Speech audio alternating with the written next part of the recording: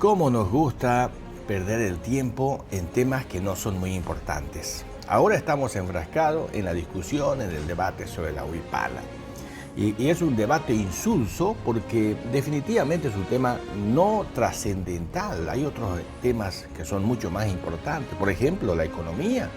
La reactivación económica es un tema realmente que la gente está esperando con mucha desesperación, que haya movimiento económico, haya mejora la situación de la gente y podamos salir de esta crisis que estamos atravesando.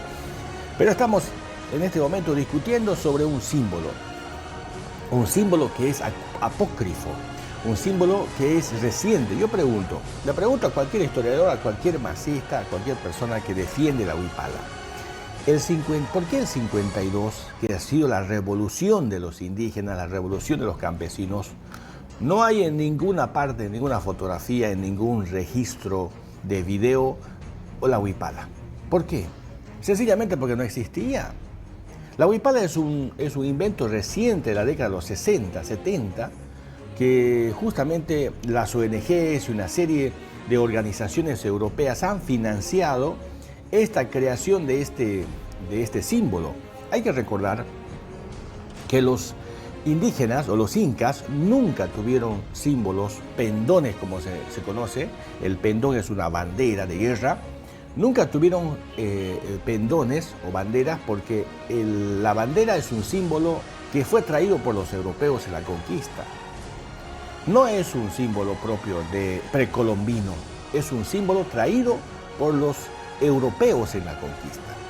Por lo tanto, los europeos usaban ese símbolo, los romanos, los griegos, los persas usaban como símbolo de guerra justamente una bandera, unas figuras que diferenciaba, que distinguía y generaba cierta cohesión interna cuando iban a la guerra. Las marchas guerreras, por ejemplo, los diferentes lemas han sido creados justamente por los romanos. Y de ahí nosotros hemos extraído esa clase de costumbres, nos hemos apropiado y las tenemos entre nosotros. Esa es la verdad. La verdad es que la bandera, la huipala, es una bandera inventada, es apócrifa, es decir, no responde a los antecedentes. No es cierto que los indígenas tenían como la huipala como la bandera de precolombina, no es cierto, no existe registro, no hay ningún Garcilaso de la Vega, por ejemplo, no ha registrado en ninguna parte la presencia de este símbolo. Lo que sí tenían como símbolo eran los tejidos y las chulpas. Las chulpas eran trofeo de guerra. Justamente cuando venía un pueblo e invadía las chulpas eran tumbas, así creadas, construidas de manera muy vistosa. Estas tumbas eran conquistadas, cuando eran conquistadas, tomadas por el enemigo, automáticamente el pueblo había perdido, eran simbólicas. Ahora, en el caso nuestro, de las tierras bajas, es decir, del Chaco especialmente, lo propio, los huenayé, los tapietes, los guaraníes no reconocen la huipala como la bandera, ellos tienen su propia bandera, que también es una importación de los conquistadores españoles, que también ellos representaban su vida, su cosmovisión, su forma de ver el mundo a través de los tejidos. Entonces, esa es la manera, la forma como ellos a lo largo de la historia, han transmitido su cultura, su identidad, su simbología a través de ciertos tejidos especiales que son muy peculiares. Esa es la verdad de las cosas. La huipala no es un símbolo que une a los bolivianos, desgraciadamente. La huipala representa solamente a los aymaras, ni siquiera en el norte de Potosí. En Potosí están pidiendo que la huipala no sea reconocida como símbolo de los indígenas porque ellos no se sienten representados por esa bandera. Lo que sí nos une a los bolivianos como Estado-nación ya ahora, donde estamos los mestizos incluidos, es la bandera tricolor. Es la rojo, amarillo y verde. Qué complicado nos hemos hecho la vida incorporando estos símbolos. Uno de los pocos países es Bolivia, de que tienes dos símbolos al mismo nivel, es decir, la huipala y la bandera tricolor, el escudo, una serie de símbolos que lógicamente tienen diferentes interpretaciones.